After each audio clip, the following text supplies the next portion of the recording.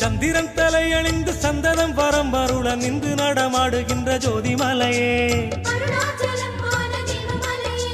வந்தனை புரிந்தவர்க்கு வழினை வழங்குகின்ற வாயுலிங்க வாணன் மலை ஜோதிமலையே